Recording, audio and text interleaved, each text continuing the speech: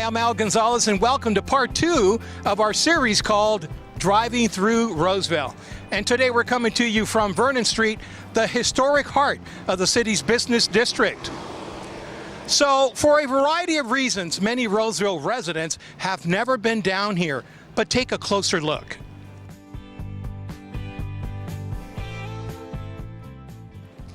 Well, my wife and I first moved here 15 years ago. We were drawn to Vernon Street.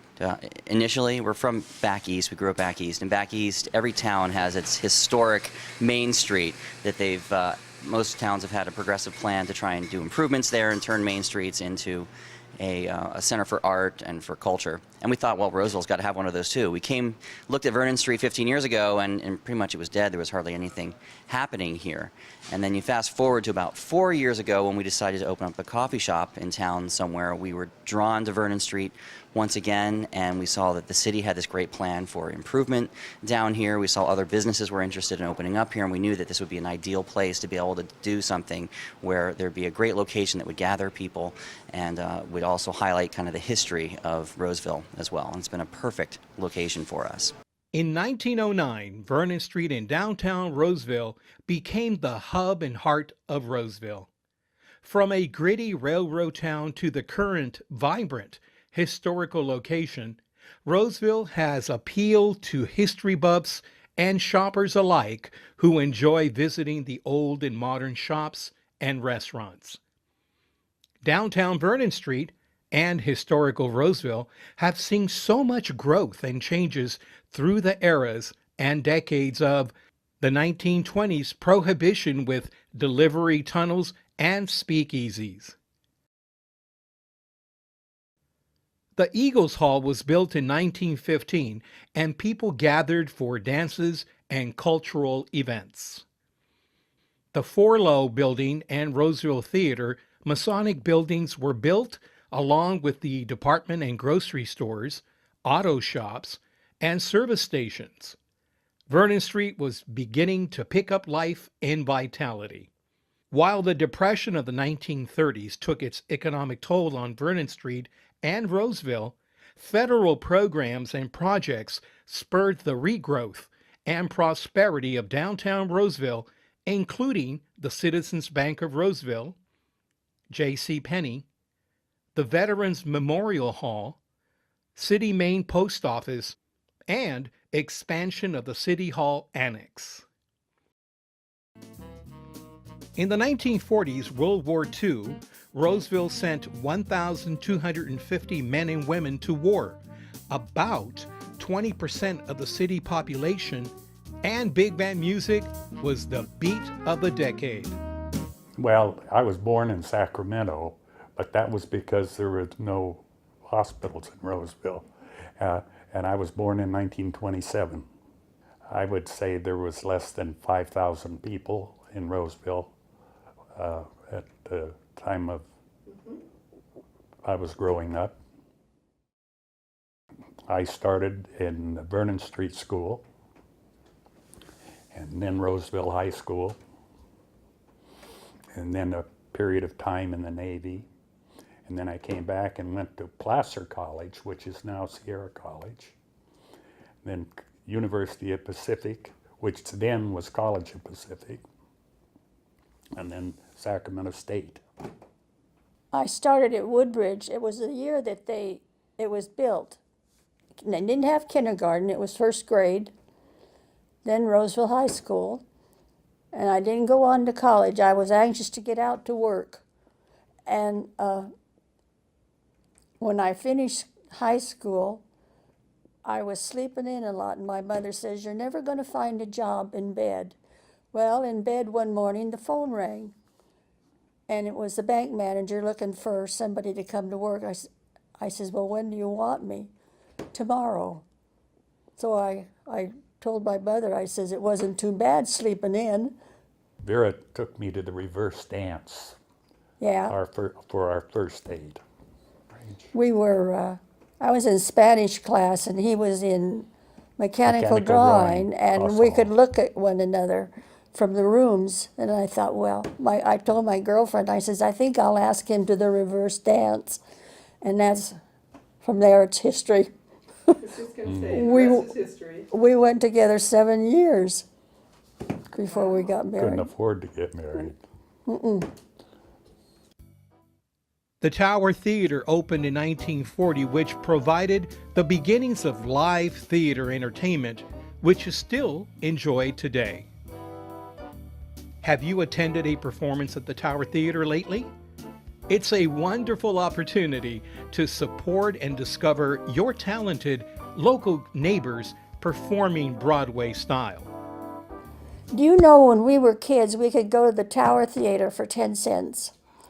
My dad would give me 20 cents, 10 cents for the movies and 20 cents for a milkshake that got filled up twice. You know, they'd make it in that cup and then you could fill it up twice. Do you remember specifically? So we just went because we liked the movies. And We I saw worked. everything that came out. I was And a people did that in those days. yeah. I cashiered there through high school, so I got to see a lot of movies. She got free movies too. In 1950, the war was over and Elvis was alive and well on the radio and TV. Vernon Street was changing too. My first automobile was a 34 Chevrolet. And my girlfriend had gone to Italy when I bought it. And it was a used car, and I bought it from a friend of mine who had bought it from one of the Doyles. And it was what they call a business coupe. It had a back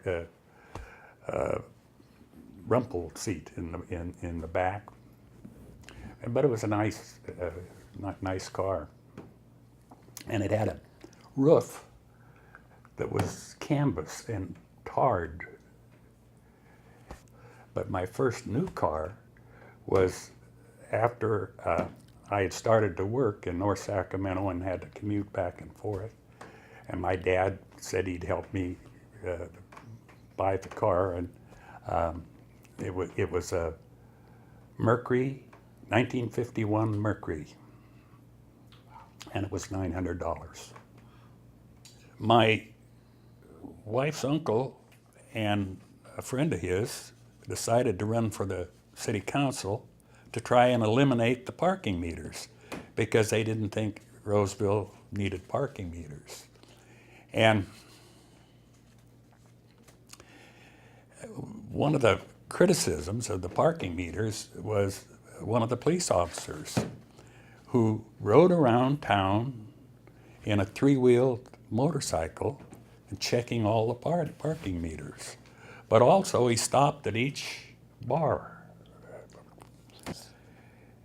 He was the one that got first. Bill Finger was the mayor, and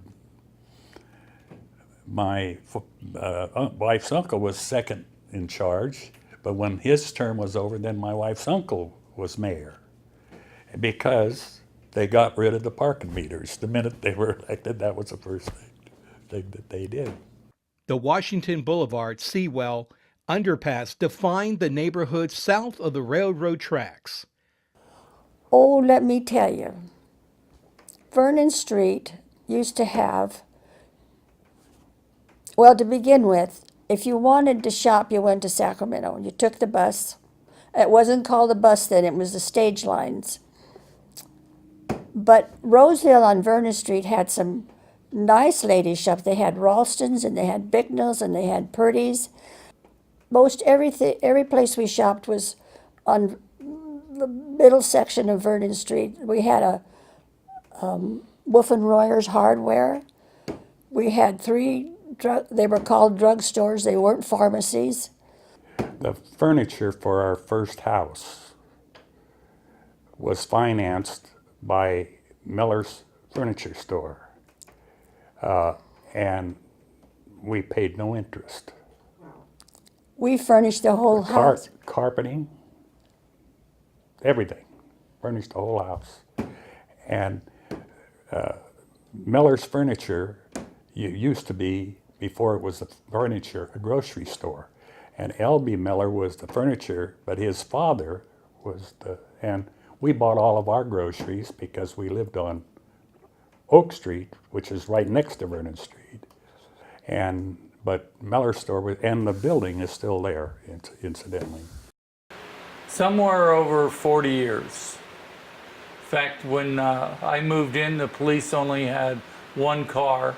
I remember there was an officer that walked the beat, and he got a car. So Roseville got their second car. That was probably 1974, 75. Well, the low crime rate, you know, it's one of the safest places in the nation to be. And it's just a good community, you know, and I know all the business owners around here. They treat me well, I treat them well. And it's just a nice neighborhood. Well, it really was like Mayberry RFD, you know, it was just a nice, small, quiet town, you know, and I like it that way. I've been sober more than 40 years, almost 42 years, and I don't party or anything, and I just like a nice, quiet life. Vernon and Atlantic Streets define the primary business district in downtown Roseville. Unfortunately, the neighborhoods north of the railroad tracks, Old Town, didn't survive the transformation well and fell into disrepair until restoration and new businesses began to reinvigorate its charm and vitality. Just, you know, the local paper, Roseville Press Tribune, has always ran stories about our tattoo-a-thon. We do a children's fundraiser every year. I think we're on our 18th year, but we've raised over $218,000 for UC Davis Children's Hospital. And they put up with a lot from me. I know we used to be open real late, and it's just, the city's great. You know, they've never harassed me about anything. It's been an awfully nice place to live, and it's been good to us as a family. Well, you know, like I said earlier, we're glad that we grew up here. It was a good time. It was peaceful. It was, and everybody kind of looked after you. You know, it was that kind of a situation, but it was fun.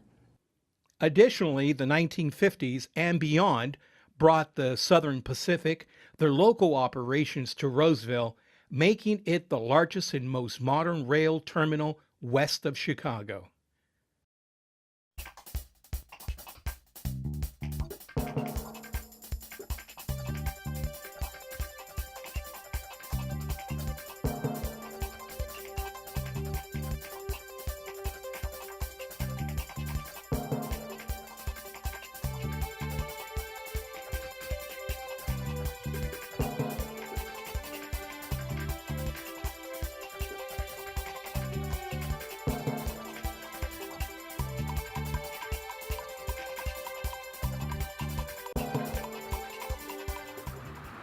That's it for this edition of Driving Through Roseville.